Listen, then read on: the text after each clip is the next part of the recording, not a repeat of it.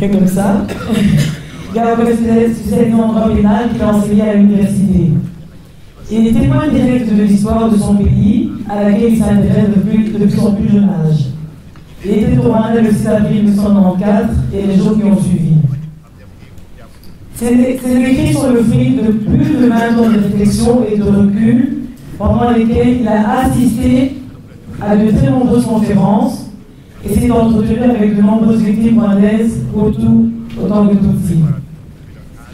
Il a publié 2 notes de synthèse sur cette réflexion. La première est de quels crimes les Hutus et les Tutsis ont-ils été victimes en 2017. Puis en 2019, il a fait la synthèse sur la négation du génocide contre les Hutus. Voilà, il va donc nous expliquer en plus long ce qu'il a, cette synthèse. Merci.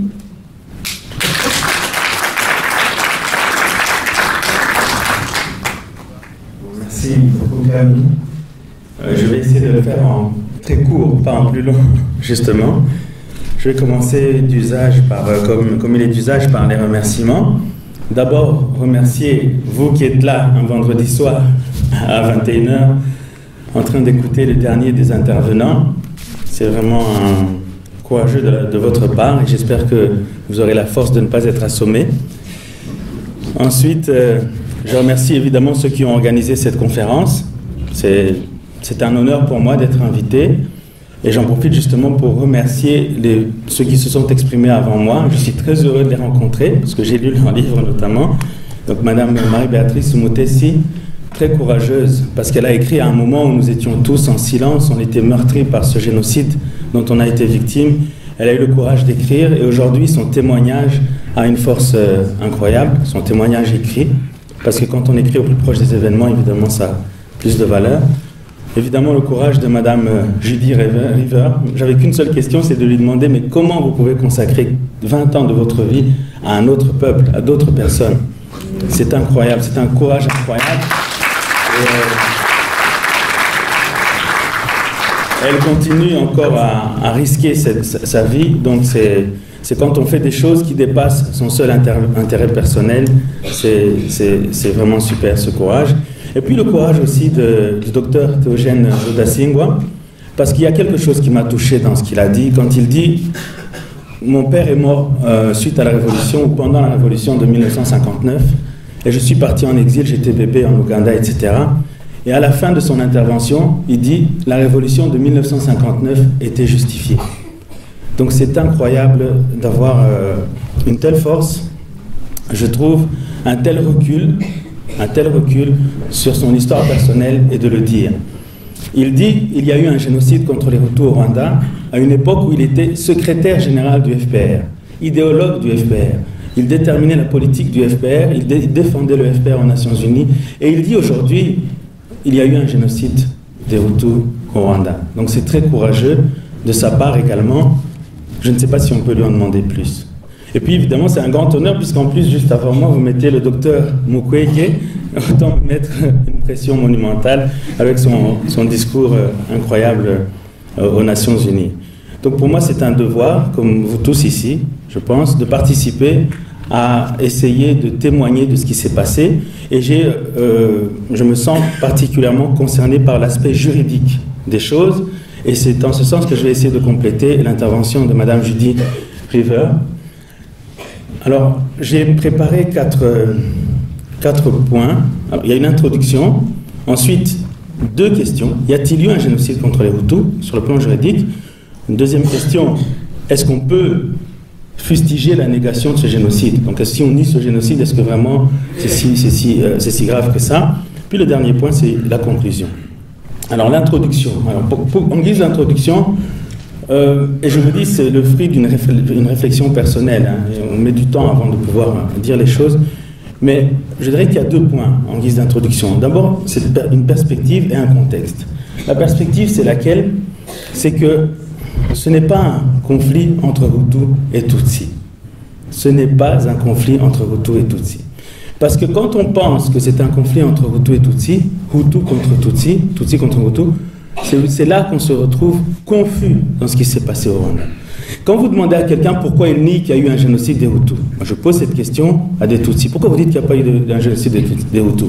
Il dit, mais attendez, les Hutus, c'est eux qui ont tué ma famille. Ils ont tué ma famille, ils avaient le pouvoir, ils étaient nombreux, il y a eu un génocide des Tutsis. Ensuite, les Tutsis les ont chassés. On ne peut pas commencer à dire qu'il y a eu un génocide des Hutus. Et puis on ne peut pas dire qu'il y a eu un génocide des Tutsis et en même temps un génocide des Hutus.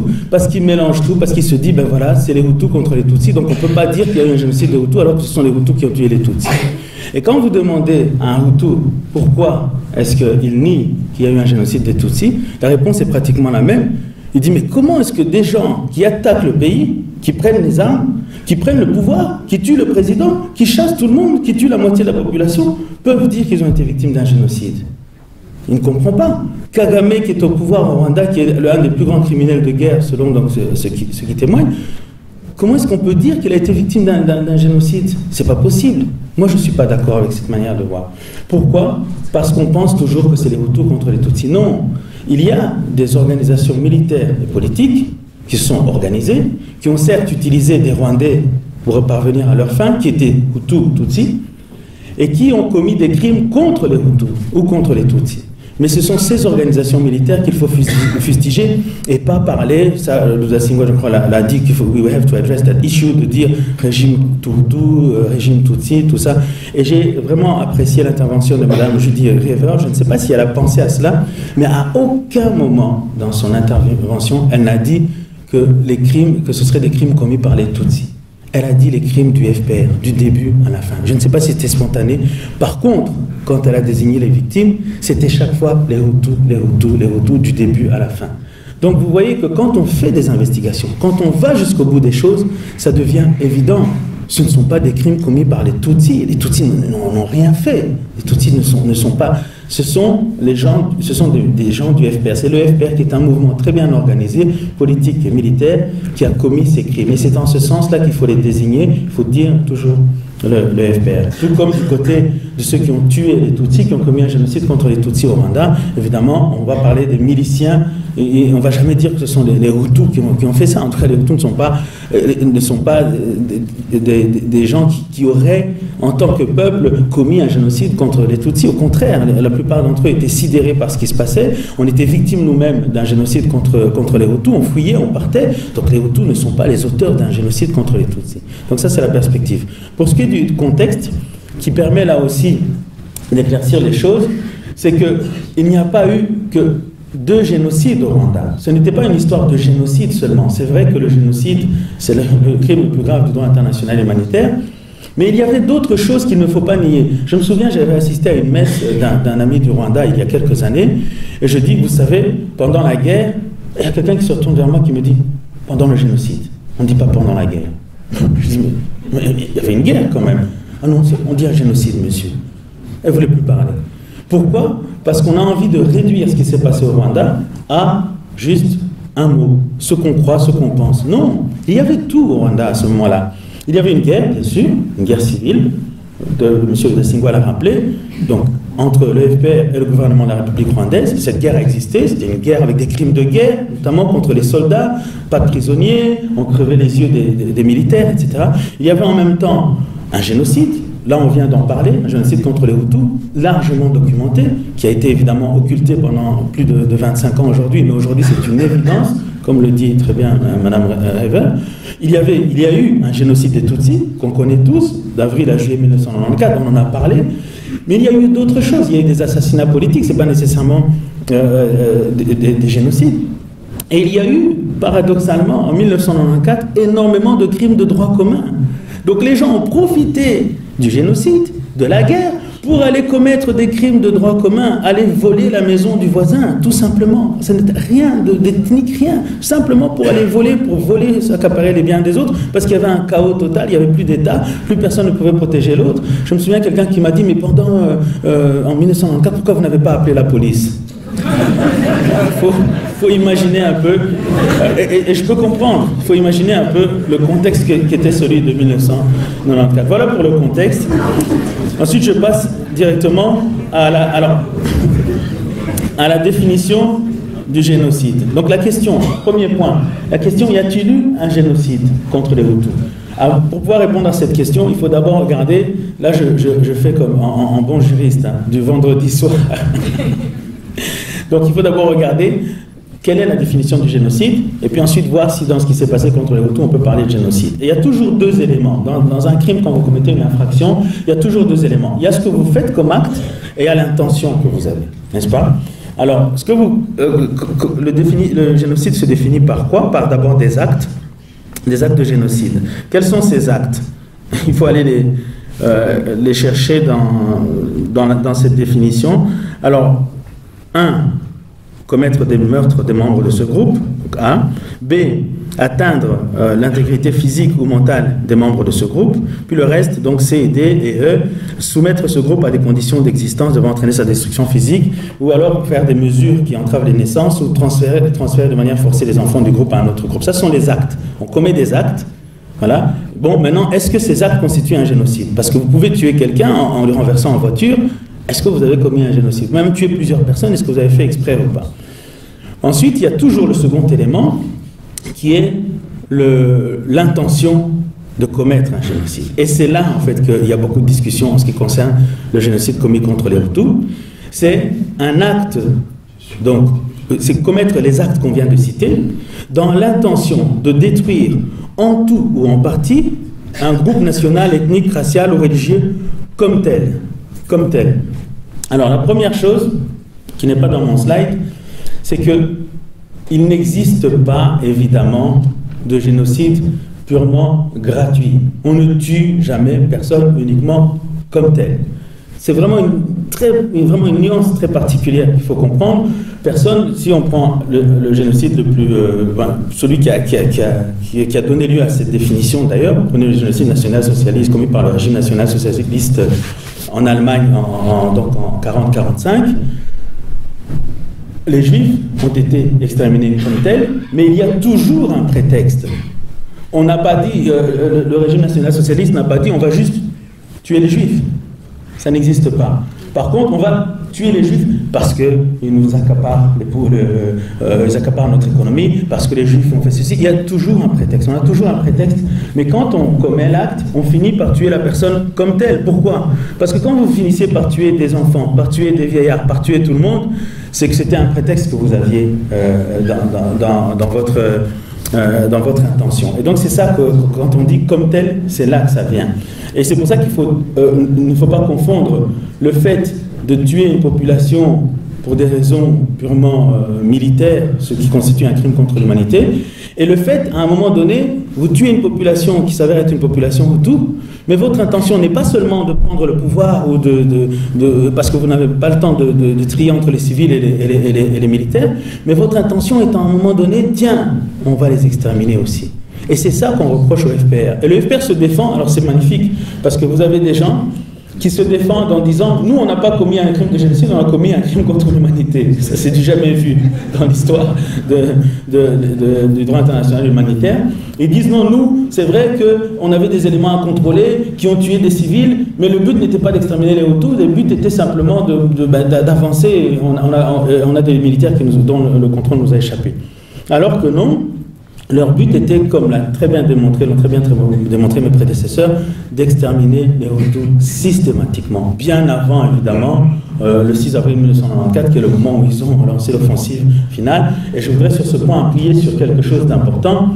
Le génocide commis contre les Tutsis n'a pas été déclenché par l'attentat du président. Contrairement à tout ce qu'on pense, quand vous regardez chronologiquement ce qui s'est passé, en réalité, c'est l'offensive militaire générale du FPR dans les lieux qui ont été cités dans le petit film qui a présenté le livre de Madame River en disant tout au nord de Kigali, dans les préfectures au nord de Kigali. Cette offensive générale du FPR qui a été lancée, c'est celle-là qui est le vrai déclenchement du génocide qui a été commis contre les Tutsis et non pas l'attentat du président où les gens sont restés en attente de ce qui allait se passer. C'est quand l'offensive générale a été menée, offensive générale qui a été menée le 6 avril après 20 heures, quand on se demandait ce qui s'est passé, le FPR était déjà en mouvement. Et donc c'est ça qui fait que ce génocide des Tutsis. Bon, moi aujourd'hui on parle évidemment du génocide des Hutus qui est concomitant à ce génocide commis contre les Tutsis. Donc quelles sont les idées reçues? Les idées reçues sur le génocide, Et c'est assez terrible ces idées reçues parce que même au TPIR, parfois les discussions ont discuté alors que ça ne me paraissait pas très pertinent. D'abord, on pense qu'un génocide ne peut être commis que dans le cadre de l'intervention d'un État. Ce n'est pas vrai. Le génocide peut être commis par un groupement armé, militaire, politique qui ne contrôle pas un État. C'était le cas du FPR. Deuxième idée reçue, on pense que pour commettre un génocide, il faut avoir l'intention d'exterminer totalement ses victimes. Non. Une intention d'extermination totale n'est pas nécessaire, partielle suffit. Et là aussi, c'est un moyen de défense de certains officiers du FPR, mais on n'a pas commis de génocide, on n'a jamais eu l'intention d'exterminer tous les Hutus. Ils sont là à Kigali. Donc vous imaginez un peu le moyen de défense. Ensuite, troisième élément qui est aussi faux, c'est la planification, la préméditation. Le génocide n'est pas un génocide parce qu'il a été planifié. La planification, c'est ce qu'on appelle une circonstance aggravante. Si vous l'avez planifié, c'est encore plus grave. Mais il peut y avoir un génocide sans qu'il ait été planifié. Et d'ailleurs, sur ce point, et là je reviens maintenant au génocide qui a été commis contre les Tutsis, le tribunal pénal international a acquitté toutes les personnes qui ont été poursuivies et condamnées pour génocide de l'infraction d'entente en vue de commettre le génocide. Il a dit, mais on n'a aucun élément que ce génocide a été planifié, le génocide commis contre les Tutsis. Et là, évidemment, à Kigali, c'était la panique générale, parce qu'ils se disaient, mais tiens, mais s'ils n'ont pas planifié le génocide, il n'y a pas de génocide. Et puis non, ils ont été acquittés de l'entente en vue de commettre le génocide, ils ont été condamnés pour génocide. Je ne dis pas que les condamnations, etc., tiennent la route pour beaucoup d'entre eux, mais en tout cas, sur le plan juridique, les gens ont été acquittés pour avoir de cette infraction d'entente en vue de commettre le génocide. Ça veut dire qu'un génocide peut être commis sans planification. Alors que pour le génocide commis contre les Hutus, on en parlera rapidement, ça il a été planifié. Donc l'application, pour le génocide commis contre les Hutus, les actes.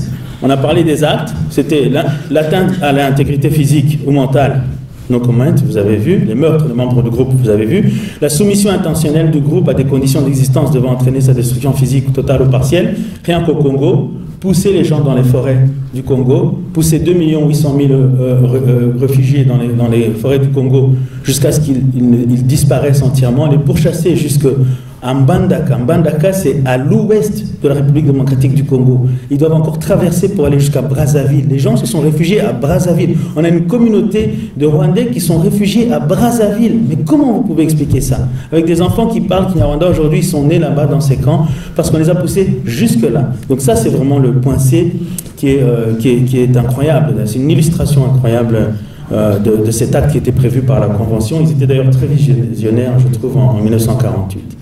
En ce qui concerne l'intention, elle se déduit souvent des actes. Quand on voit comment ils l'ont fait, et déjà quand vous tuez tout le monde, les enfants, les femmes, les vieillards, les hommes, etc., en général, c'est que vous avez une intention génocidaire. C'est très difficile de se défendre là-dessus. Et donc là, l'intention génocidaire partielle est établie. Et au Congo, on était dans l'intention génocidaire totale. Au Congo, on était dans le but de, si on avait pu tous les éliminer, on les aurait éliminés. Quand vous demandez aux Congolais de vous apporter des mains, c'est comme ça. Parce qu'à un moment donné, les soldats du FPR ne pouvaient plus rentrer dans les forêts où s'étaient réfugiés les Rwandais. Et ils utilisaient les Congolais en leur disant, ramenez-nous des mains. Des mains, ça suffit. Alors les Congolais ramenaient des mains comme sur des brochettes. Donc je n'ai pas amené le livre que j'avais lu à l'époque, qui était horrible, qui avait été écrit par Sima Kivu en 1999 à Louvain-la-Neuve. Mais vous voyez les photos de ces mains que les Congolais donnaient aux soldats pour avoir de l'argent.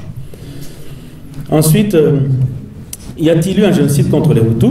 Donc ça c'est le premier point. Troisième point de ce premier point, donc vous avez la définition du génocide, l'application aux crimes commis contre les Hutus, ensuite les caractéristiques particulières de ce génocide, je serai très rapide.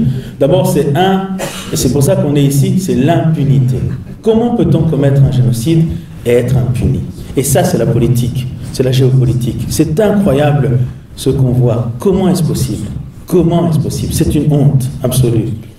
Ensuite, c'est la documentation qu'il y a sur ce génocide. Vous avez vu mes prédécesseurs, ce qu'ils ont expliqué, les témoignages qu'il y a, au point d'en conclure que c'est indéniable sur le plan scientifique, sur le plan de la véracité des faits. Au point que, en fait, un tribunal qui serait saisi de la question aurait un travail très facile à faire.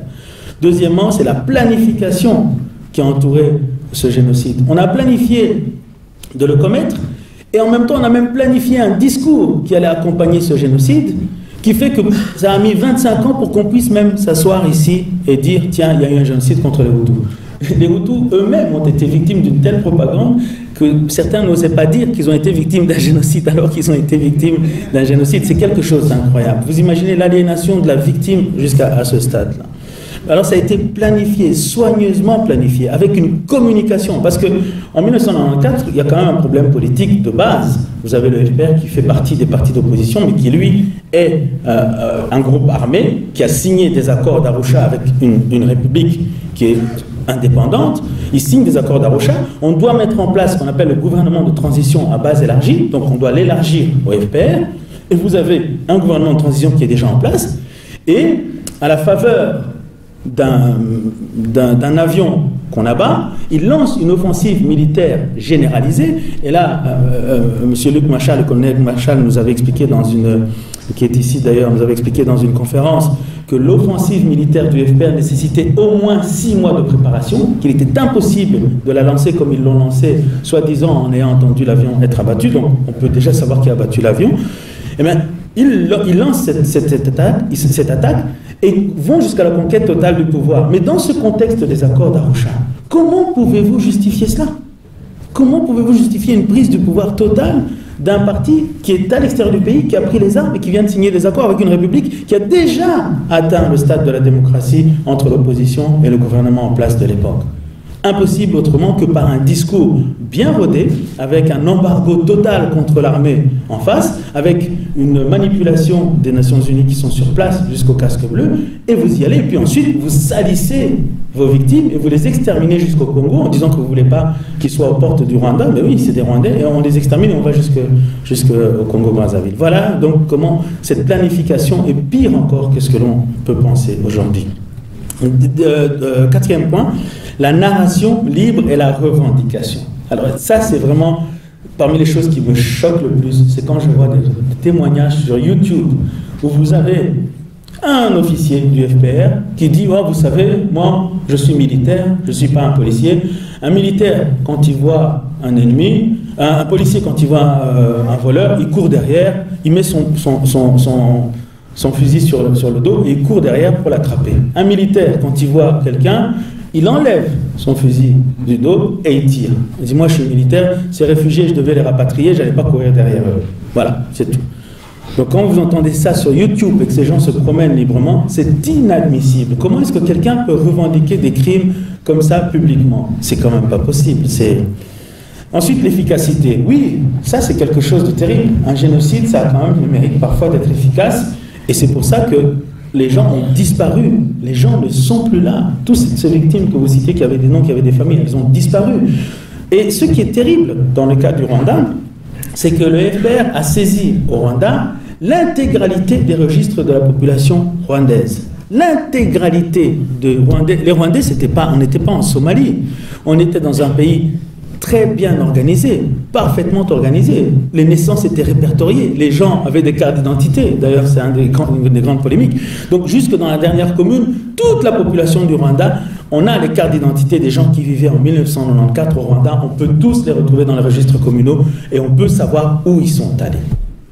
Mais on commence à essayer à fabriquer des chiffres de génocide, etc., comme ça au hasard, alors qu'on a les registres de la population. Évidemment, ils disparaîtront, vous imaginez bien que ces registres vont disparaître, on a fait disparaître les gens, donc les gens aussi. Donc l'efficacité de ce génocide est incroyable, la durée dans le temps, c'est incroyable. Le Mapping Report trace 10 ans de génocide. Comment est-ce possible? Et ce n'est que 10 ans. Alors on imagine, avant ça, on commence en 1993, en 1990 ça avait déjà commencé. L'extension territoriale, on va jusque dans les pays voisins, jusqu'en Tanzanie, Benakongara, on en a parlé, et puis au Congo. Alors, deuxième point, peut-on s'insurger contre la négation de ce génocide? Ça, c'est le point, je pense, dans lequel je dois donner ma contribution en tant que juriste, parce que c'est celui qui fait parfois qui donne parfois lieu au plus de discussions à l'heure actuelle. Alors, ce génocide, il y a 2 points là-dedans. Hein. Ce génocide a-t-il été reconnu, doit-il l'être? Et ensuite, les caractéristiques particulières de sa négation. Parce qu'en plus, on nie un génocide qu'on n'a, soi-disant, pas encore reconnu. Alors, par qui doit-il être reconnu? figurez-vous, je vais vous annoncer un scoop, et sur ce point, je vais un peu corriger ce que Mme Ever a dit tout à l'heure. Le génocide commis contre les Hutus, en 1994, en décembre, avait tout autant été reconnu que celui qui a été commis contre les Tutsis.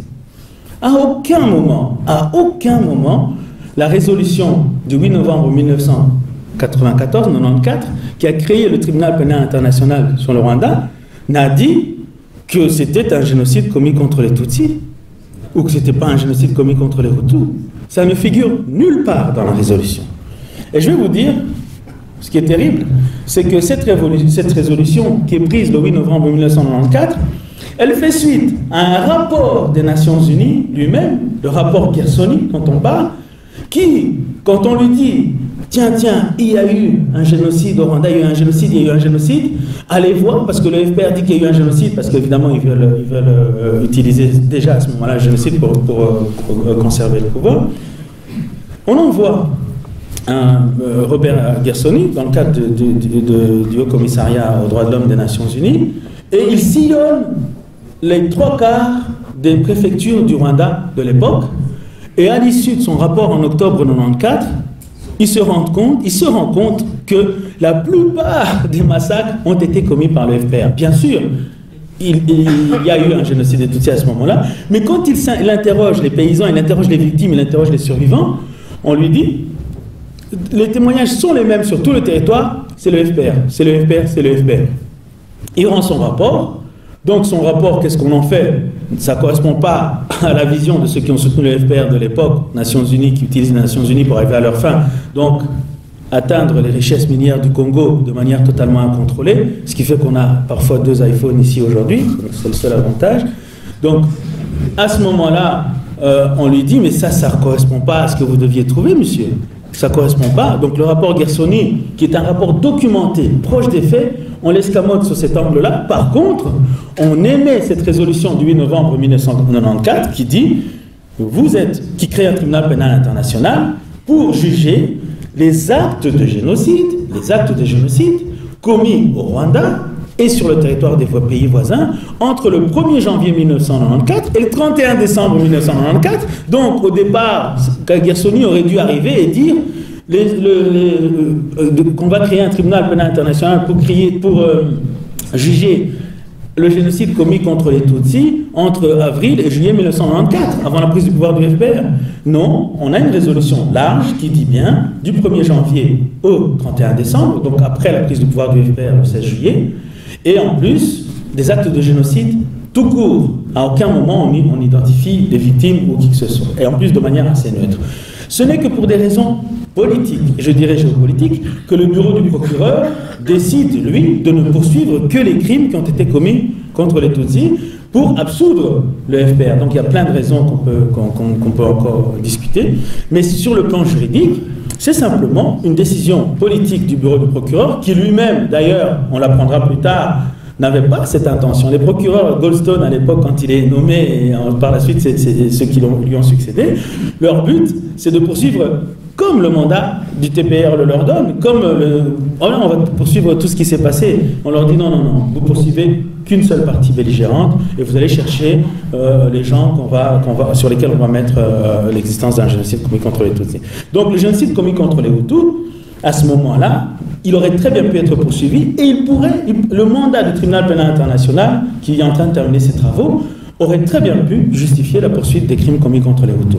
Et c'est pour ça d'ailleurs que les procureurs, comme vous avez Madame Florence Hartmann ou Louise Arbault, se sont insurgés, parce qu'en quelque part, on les a muselés dans leur boulot de poursuivre les crimes et de rendre justice aux Rwandais sur ce qui s'est passé, et notamment aux Hutus.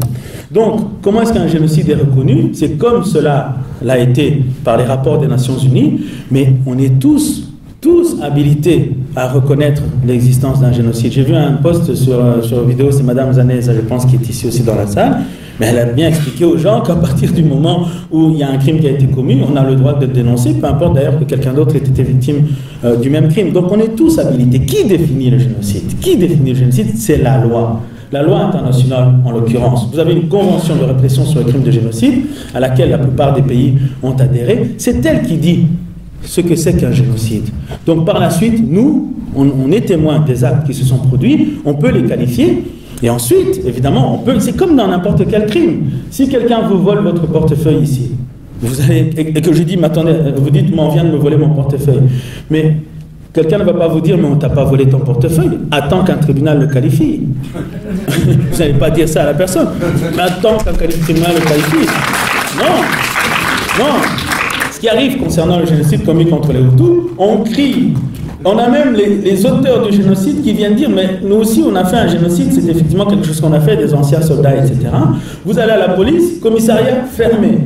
Vous plaignez, oh non, on ne veut rien savoir. Et c'est le policier même qui vous dit, attends qu'un juge te dise ça et après on pourra en parler. Alors que c'est le policier qui doit d'abord saisir la plainte, prendre la plainte, poursuivre, mettre et amener ça devant un tribunal. Donc, à quelle fin est-ce qu'on peut reconnaître ce génocide? Il faut le reconnaître pour qu'il soit surtout, et ça je rejoins la conclusion de mes prédécesseurs, pour que les auteurs de ce génocide soient poursuivis.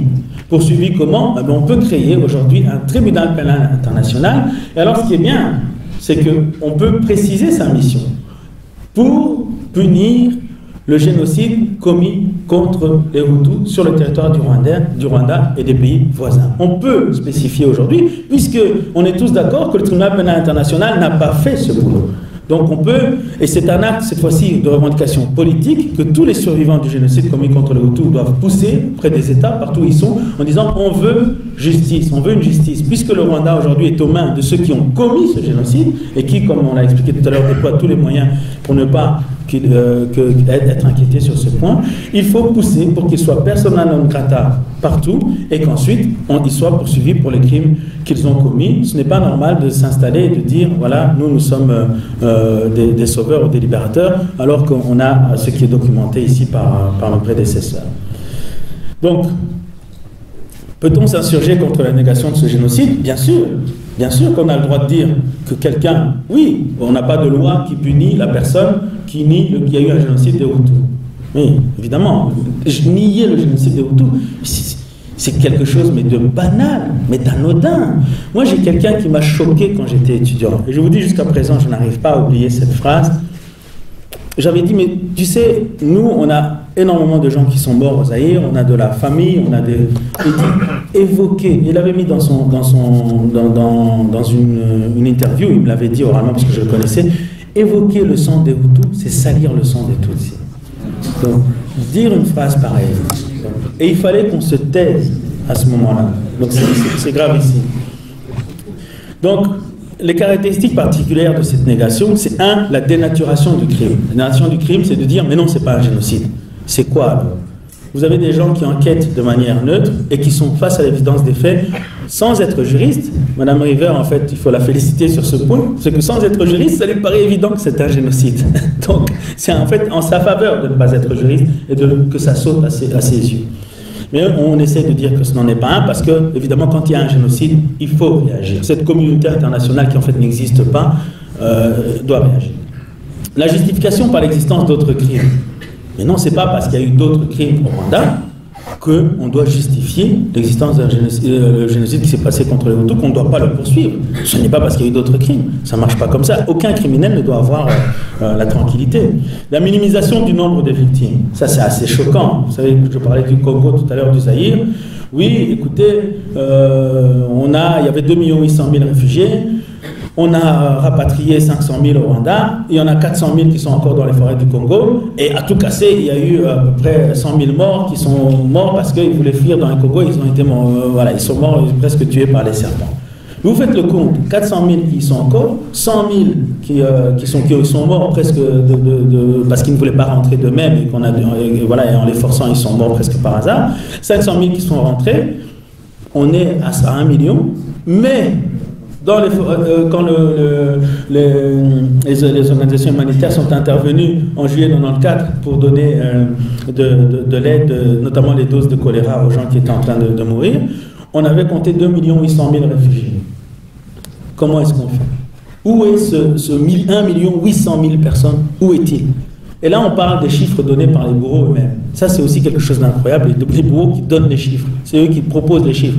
Même dans les discussions sur Internet, vous avez des gens qui proposent des chiffres, qui nient et ils vous proposent des chiffres. À tout casser, 500 000, comme ça, allègrement. C'est incroyable. Et on voudrait qu'on ne se fustige pas les gens qui nient le génocide commis contre les Hutus. C'est un scandale. Si au moins ça devait déjà cesser, au moins dans le discours et dans la pensée, et après on verra si on peut avoir cette justice qu'on réclame tant. Deuxième point, c'est la diabolisation des victimes. Je suis sorti un jour d'un film qui s'appelle, enfin, quatrième point, pardon, de ce dernier point, la diabolisation des victimes. Je suis sorti d'un film qui s'appelait Hôtel Rwanda. Et ce film m'a dérangé, il m'a profondément dérangé. Je ne savais pas pourquoi. Mais parce qu'il fait cette confusion que j'ai dénoncée tout au début, où il attribue ce qui s'est passé contre les Tutsis aux Hutus dans leur globalité. Parce que je sors avec ma petite cousine, qui avait 14 ans à l'époque, et qui me dit « j'ai honte d'être Hutu ». Vous imaginez le travail mental qu'il faut faire sur un enfant pour qu'elle n'ait pas honte d'être Hutu, parce que pendant ce film, on était en train d'expliquer que les Hutus, alors que elle-même a perdu des cousines, a perdu des tantes, c'est un truc incroyable, vous imaginez. La négation, aujourd'hui d'ailleurs, on a des gens qui sont poursuivis pour soi-disant avoir commis un génocide contre les Tutsis, soi-disant parce que je parle de gens que je connais très bien, alors qu'eux-mêmes ont perdu toute leur famille au nord du FPR. Donc, au point qu'on vous met dans une situation où vous êtes plus préoccupé par vous défendre que par la justice de ceux qui sont morts de votre famille. C'est incroyable, en ayant perdu sa famille. Ensuite, ce qu'on appelle la négation en miroir, j'achève. Oui, c'est fini. La négation en miroir, c'est le fait de dire à quelqu'un, mais toi, si tu parles d'un génocide, mais tu es négationniste. Parler d'un génocide des Hutus, c'est être négationniste. La théorie du double génocide, c'est du négationnisme. Donc, c'est en réalité, c'est quoi cette négation, en fait? C'est la négation du génocide commis contre les Hutus. Dire à quelqu'un, parler du double génocide, c'est du négationnisme, c'est en fait du négationnisme contre le génocide des Hutus. C'est exactement ça, parce qu'on ne veut pas que vous parliez du génocide qui a été commis contre les Hutus. Donc c'est le négationniste qui vous accuse d'être négationniste. C'est incroyable. Ensuite, la reconnaissance conditionnée, j'en conclurai là-dessus, il n'y a pas de reconnaissance conditionnée. On n'a pas à attendre qu'un tribunal se penche ou que qui que ce soit se penche là-dessus. Il y a eu un génocide contre les Hutus. Aujourd'hui, c'est ma conclusion sur les 2 points, qui étaient 2 questions. Est-ce qu'il y a eu un génocide des Hutus? Oui, c'est évident. Est-ce qu'on peut fustiger sa négation? Bien sûr, et il faut surtout qu'il soit à un moment donné poursuivi et que justice soit rendue aux victimes. Merci beaucoup pour votre